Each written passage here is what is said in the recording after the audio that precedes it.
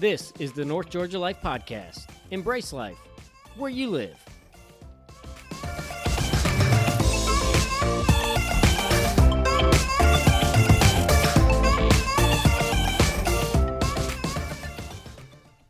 Welcome to the North Georgia Life Podcast. My name is Jake, and do we have a treat for you today? We are at the JumpinGoat Coffee Roasters in Cleveland, Georgia, and I'm telling you, I'm an honest food critic. This place is amazing. You don't expect Cleveland to have a great coffee shop. You don't expect them to have, something that'll really knock your socks off in a genre of food like that. But I'm telling you, this place is absolutely killer. Not only do they have phenomenal coffee, stupid good coffee. They have things like balsamics. For those of you who have a hard time getting your kids to eat vegetables, they have a lemon balsamic that literally tastes like lemon icing, but it's good for you. You need to get in here and get some. This is all Georgia-made, Georgia-produced. This is local business at its finest. Charlie, in this interview, mentions some of the infusion coffees that he's done, the wine infused, the bourbon infused. I smelled them. I can't even describe it. It is the best coffee I have ever smelled in my entire life. I got some balsamics to take home. And you talk about an absolutely breathtaking place to sit and have a date, have an event, or just get away for a couple hours and sip on some coffee and just think. So you're going to enjoy it today, but I'm telling you, you have got to get to this place somewhere in the near future. Hope you enjoy. Welcome to the North Georgia Life Podcast. My name is Jake. I will be your host, and we have a day that I'm selfishly excited about to share with you because it is featuring one of my favorite food groups, which is the coffee family. I'm here at JumpinGoat Coffee Roasters with Charlie Britt, who is the owner. And before we get into the content that I wanted to talk about, I just thought I'd kind of share some confession time on my history of coffee. So I started out drinking coffee when I was in 7th or 8th grade. And I say coffee in quotes because it was something in a metal tin that I found in our pantry, and nobody could remember who bought it. I think they still sell them at some point somewhere in the grocery. But I graduated from that to when I started driving. When I got my license, I decided I should drink real coffee. And again, I say that in quotes. And it was coffee that was bagged in the blue box or the red box. I won't say what brands they are because I don't want to get sued, because I'm going to tell you they're terrible. If you're drinking those coffees that are presented in little bags that look like tea, you should either A, be literally in outer space, or be in the Arctic and can't get your hands on a St. Bernard with any brandy around its neck. So I quickly moved on from there to actual brewed coffee, but my sweet tooth got a hold of me, and I realized that I would rather have coffee cloaked in a lot of milk and sugar than I would regular coffee. And about 3 or 4 years ago, my wife and I, we were talking about it one day because we both love drinking coffee. And we decided that there were too many things on the back of our coffee creamer that we could not pronounce.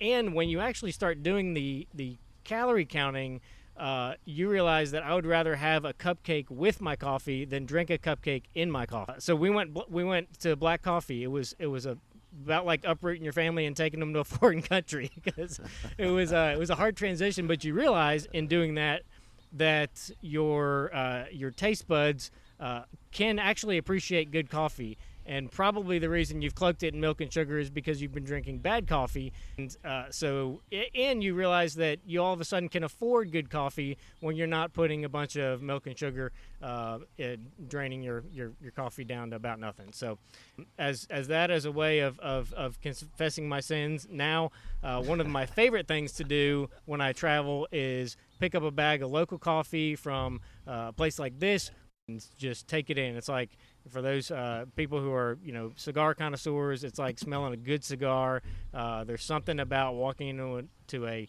boutique coffee shop like this that just is it's music to my soul. And so when we got an opportunity to come here, I was excited. So Charlie, you are this is now your second location that you've got here in the local North Georgia area. That's correct, Jake. Those of you who are watching online, this is not a green screen room. It's actually this beautiful in the background. The other location, which is right on the outskirts of Helen, is right on the river. So you really can't go wrong at either location. But you're not originally from the North Georgia region, so tell us a little bit about your background, how you got here to North Georgia. Sure. Well, first of all, I want to thank you for coming to visit JumpinGoat Coffee Roasters. It's really refreshing to have someone so excited about what they do. I would like to digress a second with some of my dirty laundry. When I was a young, I'm a little bit older than you, so when I was a young man, all you did was you watched the adults drink coffee. You did not drink coffee; it was bad for you.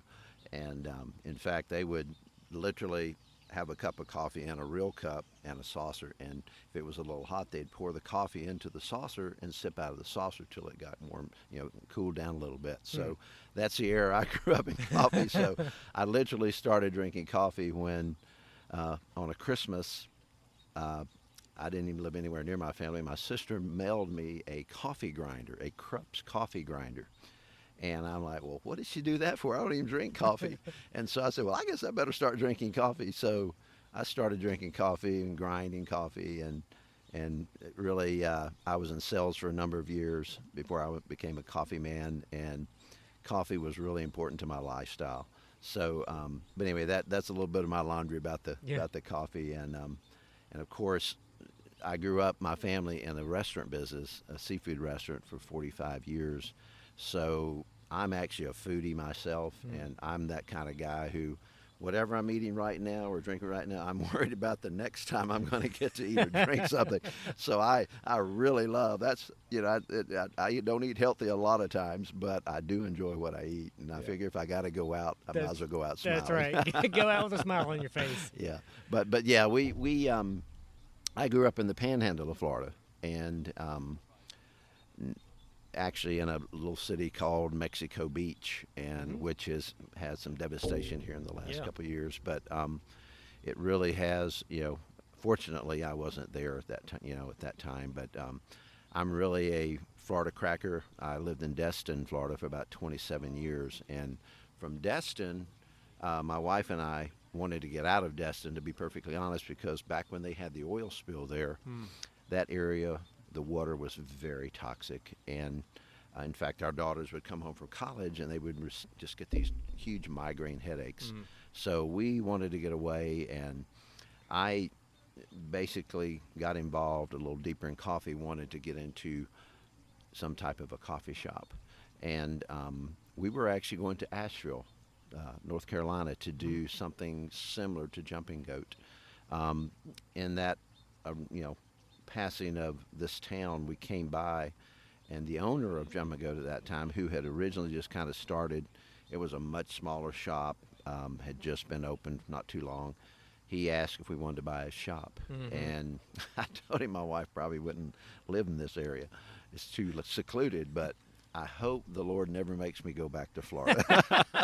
I tell you, I just hope he never does. But anyway, it's beautiful up here. But she fell in love with the mountains and the scenery and just the seasons. And so we've been here a little over 6 years, and we love it. It's our favorite place we've ever lived. So that's kind of how we ended up here. Yeah.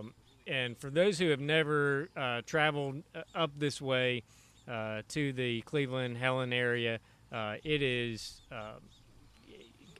I can't describe it other than it's kind of refreshing to your soul. You get out, and there's a bunch of farmland, mountains. You start to get past some creeks and rivers, and it is for me it's a recharge drive every time I come up here. So what was the transition like going from your professional work experience being in a seafood restaurant to now being in coffee? How did that happen? Because that's two pretty distinct industries, if you will. Yeah, I would just go ahead and tell you to be involved in a restaurant is a calling, and it was not my calling. It was my mom's calling.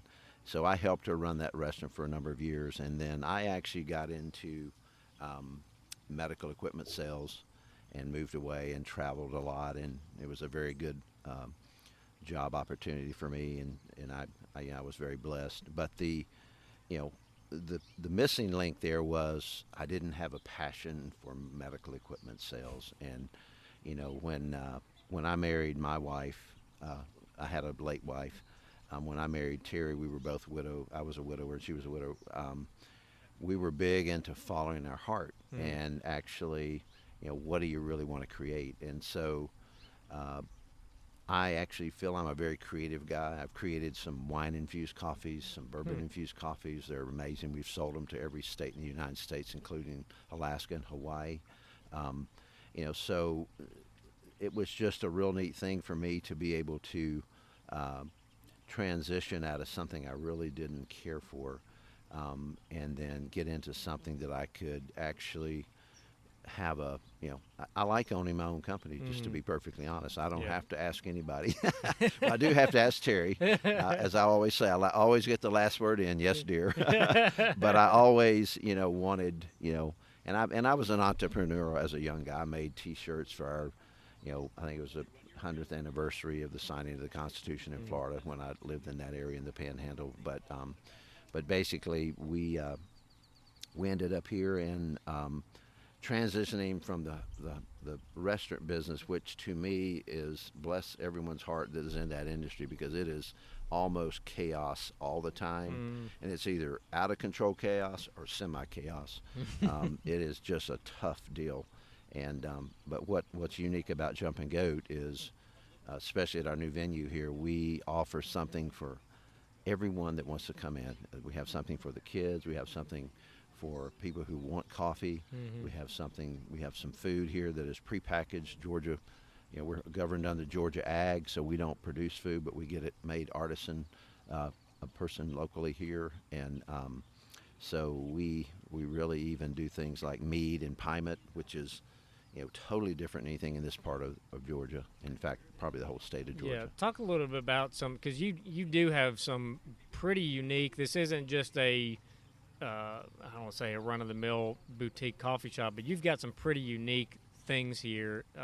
So share a little bit about some of those things, where they came from, where they, your creations, your ideas. You get, some collaboration help on them, because it's easy. This is an easy location to pass by, but it is a definite location you need to pull into. So if you're coming up here, talk a little bit about some of those things. Yeah, well, in all honesty, when we originally bought Jumpin' Goat, and I'm kind of a driven person, so I wanted to grow the company and maybe someday pass it on to our kids or something.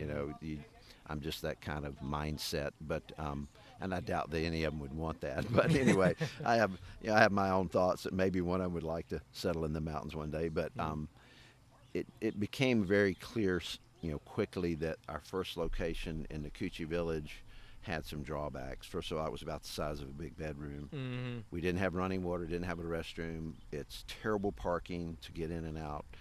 You have to worry about going across the street. People, do not slow down. So it's a beautiful location on the river. It's real high traffic. It's noisy. So with all those things, I had been looking for something better for us to expand our company, because we were busting at the seams, growing so fast that I needed to do something else. And we roast our own coffee, which is kind of the true tale of Jumpin' Goat Coffee Roasters. And we wanted to roast on site. We wanted to manufacture on site. We wanted to give maybe some tour opportunities for that. In fact, I've got a live 7-foot coffee plant that can show you the coffee cherries, which is very unique in anywhere in the United States. And in fact, commercially, there is not enough coffee grown anywhere in North America. You can't, it just isn't, unless you had a controlled greenhouse. But so anyway, with all that, this property came available. We purchased it. I thought we'd be open in 90 to 100 days. It took me a year.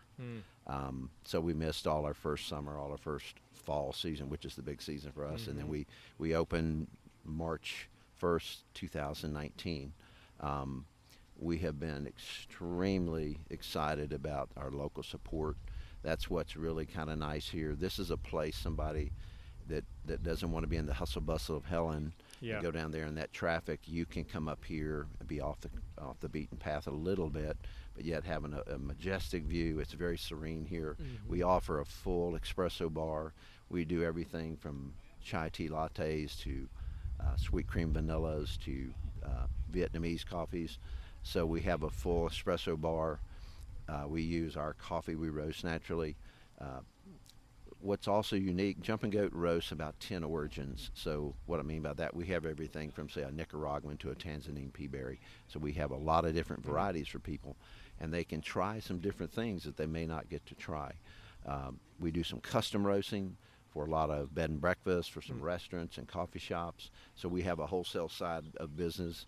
We also have an internet site that has grown briskly since we bought the company, and as I'd mentioned, on that site we have sold one or more of some of our coffees to all over the United States, including Alaska and Hawaii. Wow. Which is kind of, it's a neat thing. I'll just be honest with you, it's a neat. Yeah, they got to pay a lot for that. When Hawaii's buying your coffee, you're doing something right. Yeah. What would you, from just an overall business perspective, it's clear this is your passion. I mean, this is nobody has the variety and the spectrum of things that you do by accident. I mean, it's clear that there was intention behind that, and that comes from your passion that you talked about. For somebody that's maybe has a vision, a dream of starting something like this, maybe not coffee, maybe it's a bakery or something like that. Can you share with just any nuggets of wisdom from following your dreams, but not forsaking wisdom in the process of that? Because sometimes, and that's I think why so many startup businesses and restaurants in particular fail, is because it's the mindset of if you build it, they will come. But there's a business side that needs to have some employed wisdom in the practice of it. So for somebody who's in that, maybe young, maybe just finished in their first career and wants to do something with the next 34 years of their life in an area that they're passionate about, what would you share with that person? Well, it's a great question, by the way, because first of all, I think what everyone should realize if they're thinking about getting into business for themselves is the first golden rule is walk before you run. I mean, you can have a great month or two, and then all of a sudden not a great month and you're out. I mean, you go out. So it's really nice to walk a little bit and see how the business is going to progress, because what you start with will change. I mean, we redid formulations on our coffees because we thought they would be better. There's just so many things we didn't have any wholesale business really when I started the company, and it's now probably 30% of our business. And so we've had accounts like the Biltmore in Asheville. We've had wineries from all over the country, and restaurants and coffee shops and that kind of thing, and just mom and pop little country stores. But the walking before you run. The other thing is, I think, particularly around the internet arena, you can spend a lot of money to get the website done and finished, and it may be beautiful, and it just is fantastic. But no one knows you're there, and that means nobody's going to buy your coffee. So you've got to come up with a strategy that will get you visible, and that's a pretty good chore. It takes time. And time is money, and you got to have funds to support that. Also, if you're in a retail location like this, it costs a lot of money, just from a standpoint of your help, your insurance, your just lights. I mean, my electric bill is almost $800 a month at this location. So that's something that some people may not think about. But it's really a process of making sure that you have some capital to carry you through a dry season, because it will be dry in a lot of cases. We're a little bit fortunate because we had, in this location, because we had a presence already of about 6 years Right. down in Nokuchi. A lot of people knew about us, and we also have a lot of friends in this area and a lot of customers that they were excited we were opening because they love our product and they're actually customers of ours. We go to some of the wineries here. We have a lot of friends, a lot of Facebook contact. So we were pretty fortunate here. But it's still, I mean, you pay a $795 electric bill. It's not pretty. It kind of makes your stomach turn a little bit. I don't care how much money you're taking. That's just a lot of money. Yeah, that is definitely true. Yeah. When you go over to friends' houses, are they too intimidated to make you coffee? No. It's really funny because a lot of people don't necessarily drink coffee at night. I would say the mass majority of coffee is in the morning. Everybody's got to get their head on straight, and that's when most of the coffee has been consumed. But like my wife doesn't drink caffeine anyway, so she wouldn't ever drink a cup of coffee unless it was decaffeinated. And we, in our company, we've chosen a spring water or mountain water decaffeinated process over a chemically treated. That's one of our more expensive coffees we buy, but we want the products you get here. I'd want to feel good about you drinking them as I'm drinking them, and I'm very, very, very conscious about what we're doing and what we're using and how we're doing that process and everything we create here.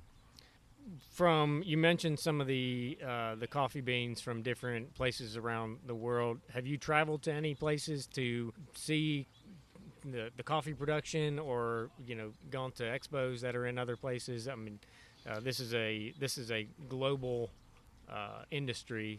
Well, it's interesting you say that. Well, first of all, coffee is probably the second highest consumed beverage behind water, and probably the second highest traded commodity behind oil. It is huge. Billions of cups of coffee are drank a day, billions. And so I have not been out of North America as far as the coffee venues, those kind of things where they grow coffee. I do go to we're a specialty coffee house. We only roast high-grade gourmet, high-grown Arabica coffee. We don't do any other type coffee. We work hard in that quality of coffee. Since we bring in, or since we have about 10 origins, it's not feasible to bring containers of that many coffees in. And as a small business as we are, but we buy from someone who does all the vetting and cupping and the things you do in the coffee industry to get the flavor notes and those kind of things. But SCAA is a Specialty Coffee Association organization, and I attend that and I read their information, and we go to their meetings, not every year, but probably every other year to see the new equipment, new things. That helps us some. I'm a big explorer when it comes to new ideas and new things, so I'm always looking for that new cool thing. So we don't have the experience of going to a coffee plantation. I do have a live coffee plant, and that's pretty cool. But anyway, we are, though, my wife and I have set our sights. We are actually going to several plantations in late January of next year. We're going down to Costa Rica. Cool. And we've already got that planned, and I'm really excited about that, and I'm really excited to see and experience that. It's a whole, people have no idea the processing and all the things that happen in coffee and how many coffee beans you have to get a pound of coffee.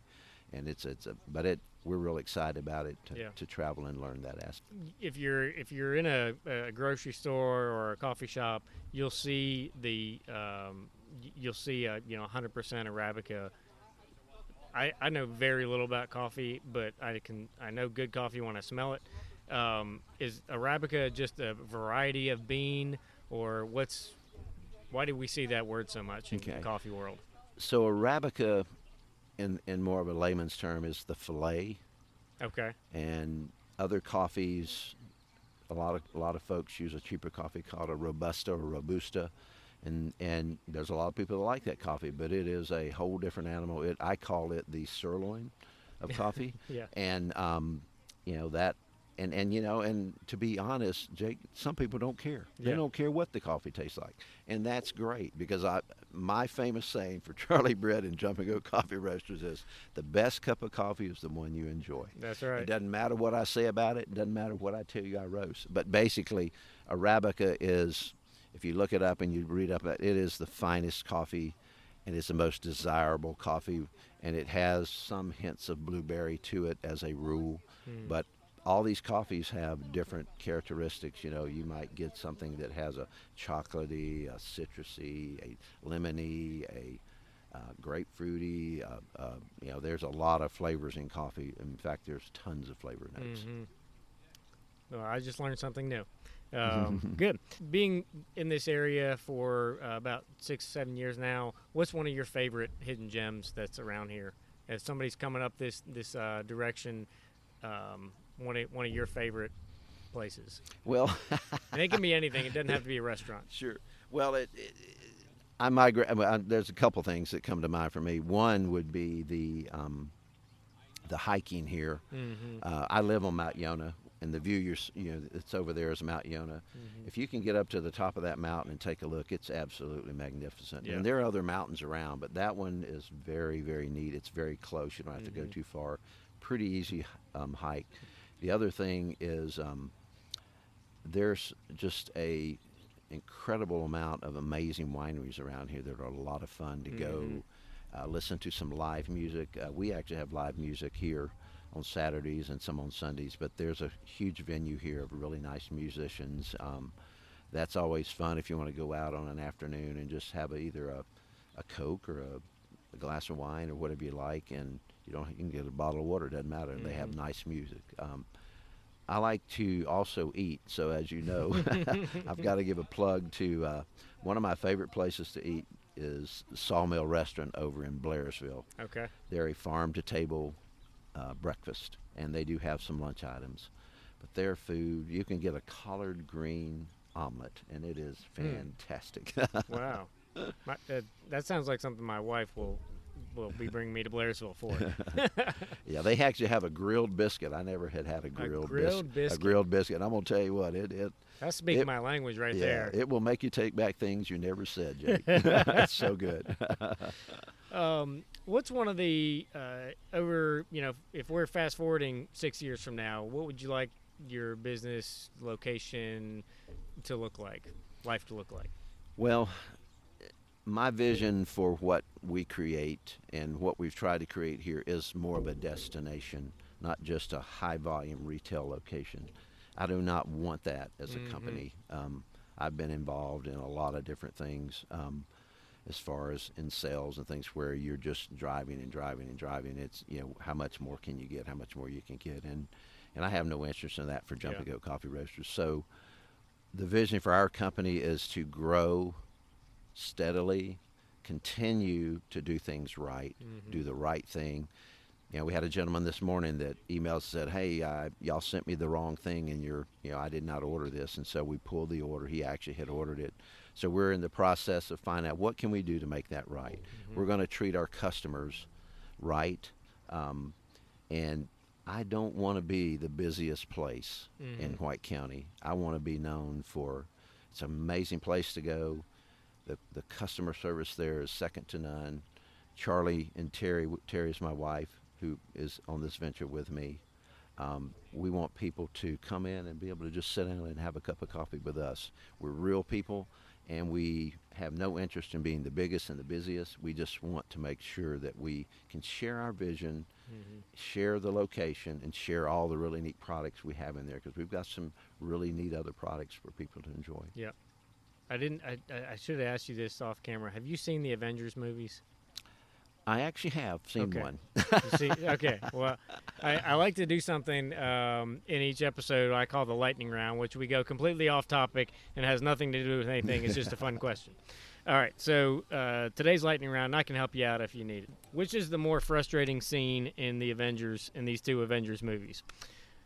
I bring this question up because our kids are always the first ones to see the Avengers movies, and they come back talking about how amazing they are and life changing and everything. And then I go and see it, and there's always like this one critical thing that it's the linchpin for me. I like good plots, and so these are my two extractions from the last two Avengers movies. So which is the more frustrating? Doctor Strange, when he has now this is from the not the End Game, the one before that, the Infinity Stones or Infinity Wars or whatever.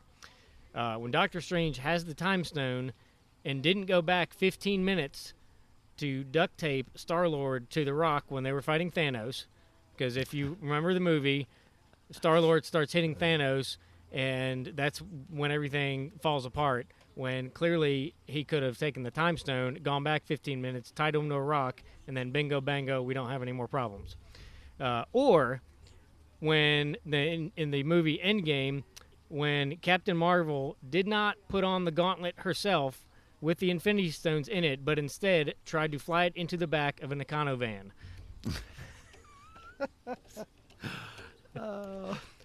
Either of those movies ring a bell? Actually, they don't. Okay. Okay. I think we went to see the last one. Yes. It was just out. That was Endgame. That's mine. That's the only one I've ever seen. It was a trick question. They're both equally frustrating. When I watched that movie, I'm sitting there, when she gets the gauntlet with the Infinity Stones, I'm like, oh, it's about to go down. She's going to put that thing on and, win everything. And then she goes and tries to fly it in the back of a van and gets knocked out. So that was disappointing. How do people find out more about you? Do you schedule tours? Do people just come up and get an opportunity to see the coffee plant you have, taste different, selections that you have for coffee? As if somebody wants to bring a group here, girls' weekend, bachelor party, whatever, and they want to come to some place like this, do they need to make reservations? Very good question, Jake. We opened in March, a few months back, and since then we've done everything from a wedding to a bachelorette party to birthdays to HOAs having their covered dishes here, suppers here. Again, our vision is to share this with however it meets other people's needs. We do have a Facebook page. We have a Facebook page for this location, and people can find out a lot on that. We have a toll-free number. We have a local number. You can always go to JumpinGoatCoffeeRoasters.com online and get our information there.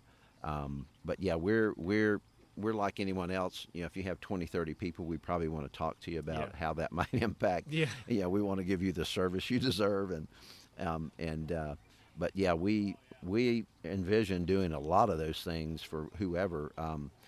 We have wine tour buses that want to come. We have we did a little event for United Way right after we opened. They wanted to come up here, and the ladies have some time here. We can do coffee tastings. We can do, which is a really neat thing, because if you like coffee, particularly black coffee, if you're going to drink an Ethiopian and progress over to an Indonesian Sumatra, say 4 or 5 cups later, when you do that in a systematic progression after each sip, keep going, you're going to see just this amazing difference in the coffees, and you're going to say, ooh, I do not like that. This is amazing. And you'll feel ready to rule the world with all that caffeine in you. I do drink, and I'll have to give my story on coffee in the morning. I don't even brush my teeth when I get up. I go in there and I have my water in, but I will not put my coffee in. So I open up my sealed bag, that has a tin tie, dip my coffee, and then I start my coffee. And so then I go brush my teeth. But I drink 2 giant cups of coffee in the morning, and it's my ritual, and I hope I never have to change that. Yeah. Which I joke about it with coworkers when we talk about our coffee addictions and stuff like that. When we talk about what a cup is, and I'm like, my vantage point is, what really is a cup? because it sure isn't, the measuring cup. I'm certain no one intended for that to be the actual measurement of a cup of coffee. So now it just depends on the size of the mug that I have. To me, I'm okay with it. So you mentioned weddings. You've had weddings actually here on the property? Yeah, we had a wedding just this past Friday. It was really beautiful. I was going to say, this is a breathtaking location. Yeah. There were I don't know 50-something people here, but they it's supposed to be rain, but it didn't. They set up at that giant cross behind you there. They had some chairs and they had it laced with some flowers. And that afternoon, the sun shot through, looking at the background of Mount Yonah. It was spectacular. Yeah. They had a great time here, and but yeah, and what's really neat is we're not a huge high-end wedding venue, but we, for someone who nominally wants to have a nice little wedding or a reception or whatever, we can accommodate that. And take right some here. phenomenal pictures, outside pictures. We have all the seniors that go into prom, things like that. They all come up here and take their pictures and those kind of things. Yeah. Well, cool. Facebook, just JumpinGoat Coffee Roasters. .com. You can just get on Google. Okay. And most likely this location, you have to do Jumping Goat Coffee Roasters Cleveland. This will probably come up for you. Jumping Goat Coffee Roasters Helen, the other location will come up for you. And then we have our original Facebook page, Jumping Goat Coffee. Then this one is a different one just because we have special events like our music and things like that. And then I did want to just mention one thing before I forget, because I never, you were talking about the size of a cup, I never knew. It's one of those caveats and those little things that you just don't know. When I first bought Jumping Goat, we had no idea or no plan to ever do a K-Cup venue for our customers. The interesting thing is that we started having people say, "Hey, we would like we love your coffee, but I want a K-Cup." So I did all my little in the background checking and thinking and doing all this. So we tried a couple different things, but it's ironic that it's probably one of the fastest growing products we've done. We've probably filled over 200,000 of those things in the last 2.5 years.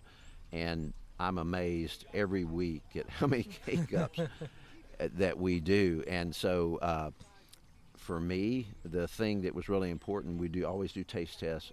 I went to the store and bought several K-Cups. I tried them. To me, coffee was bitter. No real full-body coffee. Just something missing. Yeah. Did mine that we roast here. Amazing difference I'm talking up day and night. Full-bodied, not bitter. So we do have that for those who are looking for K-Cups, because there is a group of folks that's all they're going to use. So not many coffee shops have their own K-Cups available. You have to buy them through the big box vendors. And so we fill them right here, and we fill them to order most of the times. So that's a good venue for people. Before we wrap up, I would be remiss if I didn't say we are getting into what we call leaf season up here, or leaf looker season up here in the North Georgia mountains, which is when everybody from all over the planet seems to come to North Georgia and drive through at about 6 miles an hour, just clog every nook and cranny. For those of you who are getting frustrated because you're stuck on the highway behind the log jam, this is a great place to pull over. You'll be, 4.5, 5 miles max from like downtown Helen, and get a cup of coffee, look at the mountains, see some cows, just enjoy life again, and then you can get back on the highway. But also for the hard to find shopping people on your Christmas, New Year's, birthday list, this would be a great gift item for somebody that likes coffee, especially if you have somebody like all families do, where it's the person that always buys themselves the gift that you were going to get them like a month before Christmas or a month before their birthday, and you have no good creative gift to give. If they're a coffee drinker, or they like something like this, or if they've got a K-Cup Keurig maker at the house, This just shows you're thinking about them. It shows you've put some intentionality into the gift, and at the end of the day, if they don't like it, then you get to have it. So it's a win-win. But this is a great place that so you can order online. You can come here. Your office hours, your business hours during the week are what? We open at both locations at 9 this time of year. We close at this location around 5:30 on Fridays and Saturdays. We stay open to 6, and we're open 7 days a week at both locations this time of year. We can accommodate other hours, like if you have an event you want to go past that, we can do that as well. Okay. So. Good deal. Well, Charlie, I greatly appreciate it. This is a lot of fun for me. So we're going to wrap up, and then I'm going to go get some coffee. So thanks for joining us, and check us out on YouTube if you've not watched this and you want to check out the background behind us.